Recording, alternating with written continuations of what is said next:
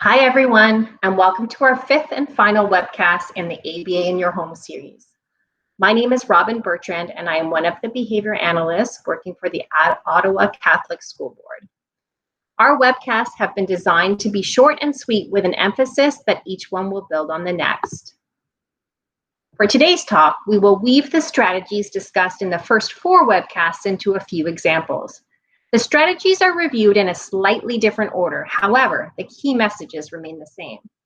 As we review the examples, we will add a few tips to wrap it all up into a package. Please feel free to pause the video anytime if you would like to take more time to review the information on the slides. Meet Mr. and Mrs. King and their kids Malik, age 13, and Tiera, age 5. The Kings are adjusting to the lifestyle changes that have come along with the pandemic this year. Mrs. King is working from home and trying to keep Malik and Tiera on track. Mr. King is a nurse who continues to work in the community. More time at home means more time to make messes, but not necessarily more time to clean up the messes. Mrs. King has noticed that the kids are not very good at tidying up their own messes. Mrs. King remembers that in webinar 2, Jen and Marilyn suggested that parents could focus on one or two goals rather than trying to work on everything at the same time. She is motivated to help the kids learn to tidy up their rooms because it's an important and functional life skill, and because it will help her find more time to do fun things with her kids. After Becky shared some tips about scheduling in webinar 3, Mrs. King noticed that her current schedule is pretty consistent, but the parents are very busy. Because she doesn't have any extra time, Mrs. King plans to reallocate the time she usually spends cleaning up the messes and spend that time instead teaching the kids to tidy their own rooms. Mrs. King watched last week's webinar, Setting the Stage, and learned from Mark and Mike that breaking the skill down into steps can help us match the job to the learner level. She listed the 7 steps that she would expect the kids to do when cleaning their rooms. Malik is a typically developing 13-year-old. He can read and knows how to complete each step on the list individually. Mrs. Brooks expects Malik to complete the full list of steps from the start.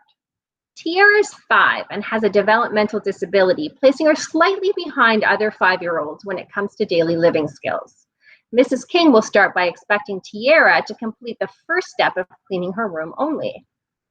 Once Tiera gets good at putting her dirty clothes in the hamper, her parents will select a second step and teach Tiera to do both. For example, put her dirty clothes in the hamper and then garbage in the trash can. Mrs. King learned from Sarah in webcast 1 that it's important to identify the favorite items and activities of the children and find a way to mediate their access by holding the key. A lot of the time, Mrs. King is the giver of good things. For example, she makes time every day to read and have tickle wars with Tiera. Malik gets to add his favorite foods to the grocery list and enjoys a game of laneway basketball with his mom regularly. Mrs. King will keep these activities as freebies to ensure she has a good balance, but she will also save a few favorite items and activities to use as rewards for the identified goal. Malik's favorite activity is PS4. Mrs. King holds the key to the PlayStation 4 by putting away the controllers each time Malik's time is up. Tiera's favorites change a lot, so Mrs. King has created a treasure bin or a treasure chest with a variety of special toys and treats for her daughter to choose from. Mrs. King will attach a value to the goal of cleaning room using the PREMAC principle, also known as Grandma's rule. The PREMAC principle occurs when a preferred activity is used as a reinforcement for a non-preferred activity or a less preferred activity.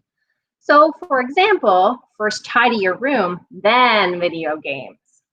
Once she has given the instruction, Mrs. King will also make sure that the other favorite items and activities are off limits until the task is complete. In this wrap it up section, we will emphasize 2 main points. Number 1, help with success. It is okay to help your child as much as they need to be successful at first. As time goes on, try to help less and less to encourage independence.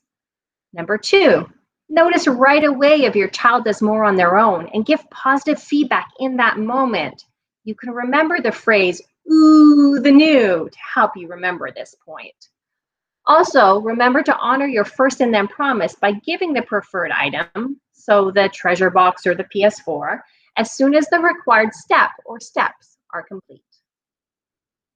To help Tiera with success, Mrs. King will point to the dirty clothes on her floor and hold out the hamper. As the days go on, she plans to help less and less. Mrs. King will ooh the new by laying on the social praise at first when Tiera is cooperating, and then as she starts to pick up the dirty clothes more on her own. Tiera will get the squishy that she selected from the treasure box as soon as she has put all her dirty clothes in the hamper. To help Malik with success, Mrs. King will give him a copy of the checklist with the steps for cleaning his room. She'll check in with him periodically and either check off the steps on the list or point out any missing detail. When all the steps are checked off, Malik will be rewarded with an hour of PS4 access. The King's house is a busy place, and there are other important things to fit in. The family decided that tidying room would be prioritized 2 times a week on Sundays and Wednesdays. Here is Mrs. King's mind map for teaching the kids to tidy their rooms, all put together. Feel free to pause and review, or let's move on to another example. Meet Josiah. Josiah is a grade 9 student with Autism Spectrum Disorder. He is a non-vocal boy whose school IEP includes a focus on building communication skills through PECS, or the Picture Exchange Communication System. At home, Josiah needs a high level of supervision because he tries to get things on his own. For example, Josiah climbs up on the kitchen counters and he helps himself to food from the fridge. Recently, parents reported that he let himself out of the house and headed to the corner store on a busy street where he likes to go to buy pop. Josiah also enjoys playing with water, but when there's no water in his water table, he will take any other liquid to play with. Parents have locked away cleaners, but Josiah still gets into the dog bowl. Josiah's family is worried about his safety and wants him to stop wandering from home, climbing, and getting into things without asking. In addition to environmental safety precautions, his school team suggested teaching Josiah to request so that he has a better way to get what he wants or needs. The goal that fits the best for Josiah and his family is requesting for items and activities using PECS. To set the stage for teaching, caregivers need to gather materials and decide where to begin. Luckily, Josiah's teacher was able to arrange for parents to pick up his PECS book from school. His teacher explained that PECS teaching procedures are already broken down into 6 phases. And since Josiah is just starting to use PECS, he had been learning phase 1 at school. At this step, caregivers place an icon representing whatever item Josiah wants on the front of his PECS book.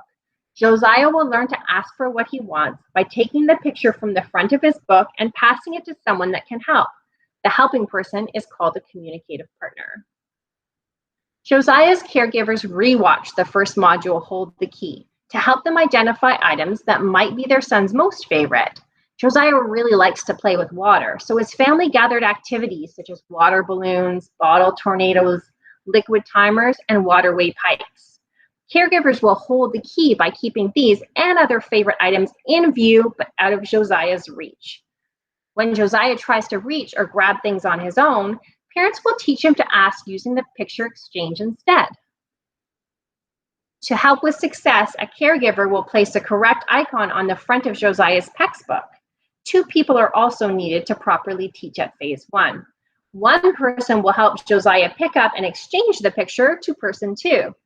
Person 2 will wrap it up by immediately giving Josiah the item that he had asked for and saying the word label. Instead of scheduling time in the day to practice PECS with Josiah, his teacher suggested that their family could look at their current schedule and see what times 2 people would be around to support Josiah within the natural activities at home.